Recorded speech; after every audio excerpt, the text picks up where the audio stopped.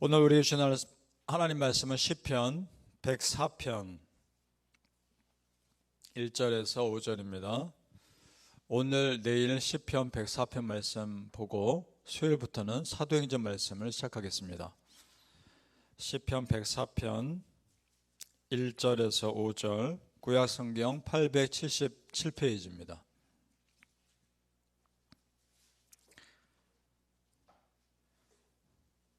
시편 104편 1절에서 5절 같이 읽겠습니다. 시작. 내 영혼아 여호와를 송축하라. 여호와 나의 하나님이여, 주는 심히 위대하시며 존귀와 권위로 옷 입으셨나이다.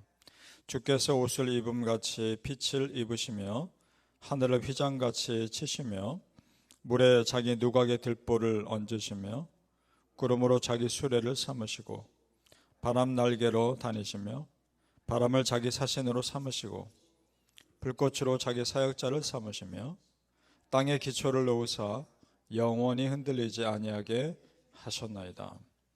아멘. 오늘 이 새벽에 예배하신 하나님의 은혜가 우리 성도님들께 함께 하시기를 예수님 이름으로 축복합니다. 아멘. 오늘 시편은 하나님의 높으심과 하나님의 위대하심을 찬양합니다. 특별히 천지를 창조하신 하나님을 높이고 있습니다. 여호와 하나님만이 하실 수 있는 일이 천지 창조이기 때문입니다. 1절부터 우리에게 도전을 주는데 1절을 우리 다시 한번 구절 하나하나 자세히 보며 읽어보죠. 1절 말씀입니다. 시편 104편 1절 시작. 내 영혼아 여호와를 송축하라.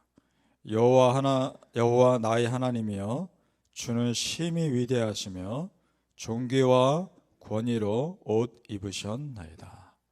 아멘. 이렇게 고백할 수 있으십니까? 이런 고백은요, 평소에도 하나님이 나의 하나님이심을 의식하며 마음 깊이 깨닫는 사람만이 할 수 있는 고백입니다. 이런 고백은 아무나 할 수가 없습니다. 그렇다면 그것이 우리에게 도전이 된다는 겁니다.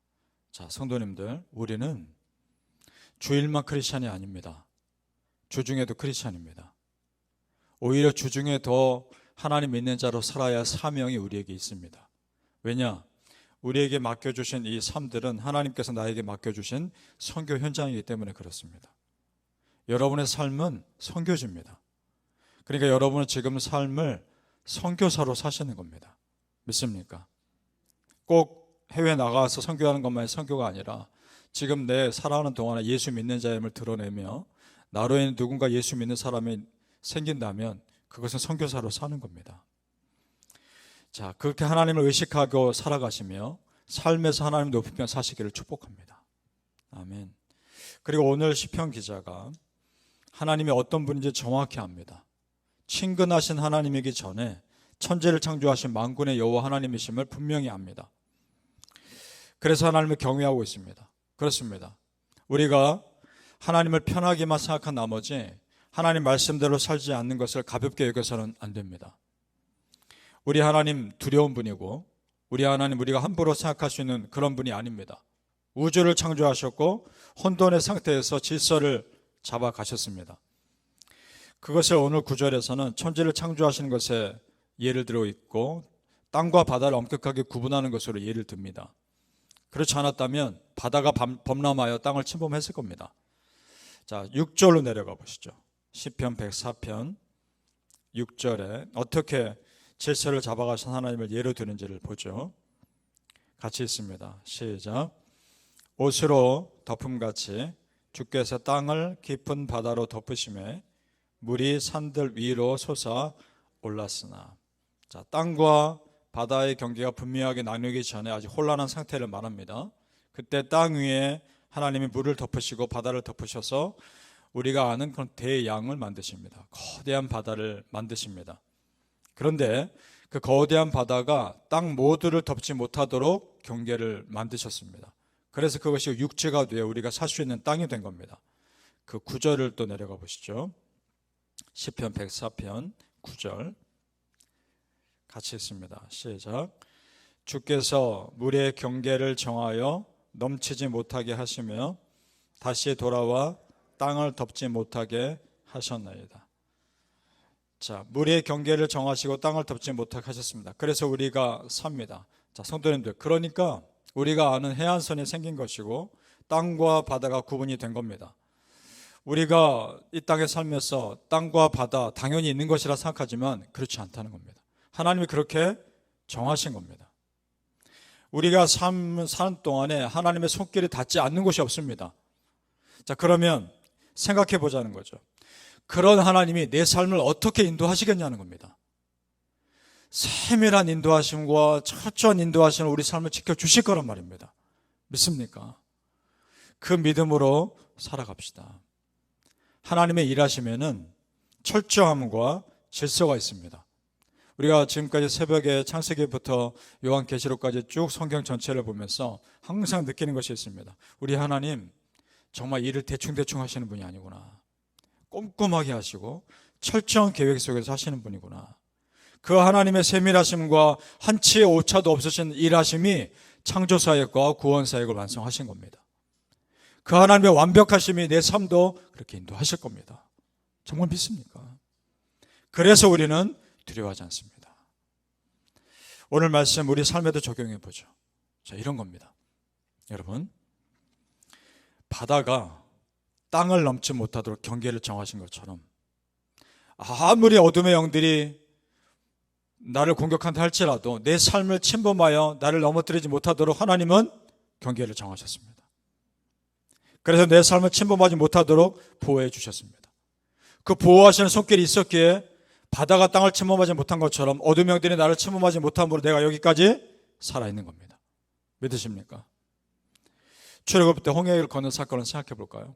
이스라엘 백성들이 홍해 바다를 건넜습니다.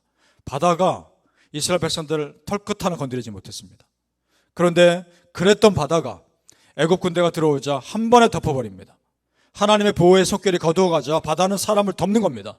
그렇다면 하나님의 보호의 손 아래 지금 내가 살고 있는 겁니다. 믿습니까?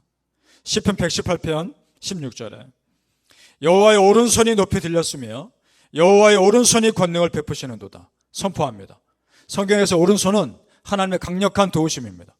바라기는 성도님들, 여호와 하나님의 강력하신 그 오른손이 우리 성도님들의 삶을 덮으시기를 예수님의 이름으로 축복합니다. 아멘. 그뿐만이 아닙니다. 땅과 바다의 경계만 나누신 것이 아니라 우리 하나님은 사람이 살 수 있는 모든 환경을 만드신 다음에 사람을 창조하셨다는 겁니다. 자, 그것이 땅을 만드신 목적이기 때문에 그렇습니다. 천지를 창조하신 우리 순서를 한번 생각해 볼까요?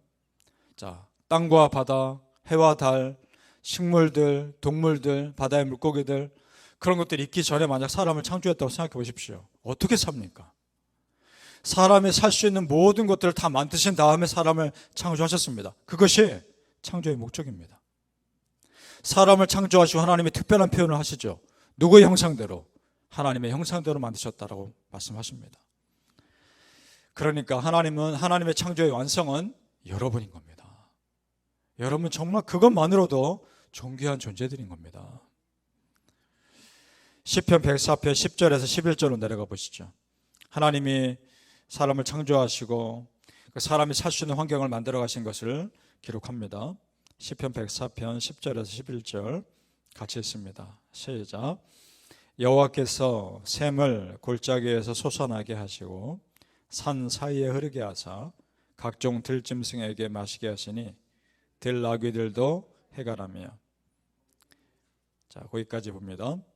자, 땅에서 솟는 샘물로 계곡에 물이 흐르고 계곡 골짜기에 물이 흐릅니다. 그러면 그 골짜기에 흐르는 물이 흐르고 흘러 식물들을 자라게 할 것이고 채소가 나게 하고 나무들에게 공급해서 나무들이 열매를 맺습니다. 그래야 사람이 살지 않습니까? 그렇다면 우리가 산에서 흐르는 계곡 물자기를 볼 때 그냥 산의 계곡이니까 물이 흐른가 보다, 그게 아니라는 겁니다. 하나님이 그렇게 만드신 겁니다. 그렇게 흐르게 하신 겁니다. 하나님의 은혜의 손길이 우리를 그렇게 인도하실 겁니다. 그 다음 13절로 내려가 보시죠. 13절로 내려가 보셔서 시편 104편 13절 시작. 그가 그의 누각에서부터 산에 물을 부어주시니 주께서 하시는 일의 결실이 땅을 만족시켜 주는도다. 아멘. 이 땅에 많은 열매들, 많은 식물들, 많은 먹고 살 수 있는 것들 하나님이 그렇게 나게 하신 겁니다. 자, 그러면 성도님들, 지금 이 땅이 마지막 시대라고도 하지만 이만큼이라도 유지되는 것은 그래도 아직 하나님의 은혜의 손길이 붙잡고 있기 때문입니다. 그 은혜의 손이 거두어 가시면 혼란이 생길 겁니다. 그때가 마지막 심판일 겁니다. 그러니까 성도님들, 지금 은혜의 기회 있을 때 붙잡으시길 바랍니다. 무슨 말이냐? 예배 드릴 수 있을 때 열심히 예배 드리십시오. 기도할 수 있을 때 간절히 기도하십시오. 그리고 성경 읽을 수 있을 때 열심히 읽으십시오. 그 내용을 많이 알아두시길 바랍니다. 은혜의 기회가 있을 때 은혜 간직하시기 바랍니다. 무엇보다 중요한 것은 지금 하나님의 은혜의 손길이 내 삶을 붙잡고 있다는 것을 항상 의식하는 겁니다. 그래야 믿음의 본질에서 떠나지 않습니다. 믿습니까? 사랑하는 성도님들, 여전히 나의 삶을 붙잡고 계시는 그 하나님의 은혜 정말 믿으시고 그 영적인 긴장의 끈을 놓지 않고 사시기를 예수님의 이름으로 축복합니다. 아멘. 기도하겠습니다. 아버지 하나님, 천지를 창조하신 아버지 하나님의 그 은혜가 지금도 우리 성도님들의 삶에 흐르고 있음을 믿습니다. 바다가 땅을 침범하지 못하게 막으셨고 산의 계곡에 물이 흐르도록 하나님 그렇게 계획하셨습니다. 그 세밀하신 하나님의 은혜가 우리 성도님들의 삶에 흐르게 하옵소서. 내가 생각하지 못한 것까지도 하나님은 이미 생각하고 계신다는 걸 정말 믿게 하시고 두려워하지 않게 하소서. 하나님은 내 삶의 세밀한 것까지 이미 다 알고 계시기에 염려 없이 그저 우리는 기도합니다. 하나님, 기도한 그대로 이루어지는 은혜가 있게 하여 주시고 우리 성도님들의 삶을 책임져 주시옵소서. 감사하며 예수님 이름으로 기도합나이다. 아멘.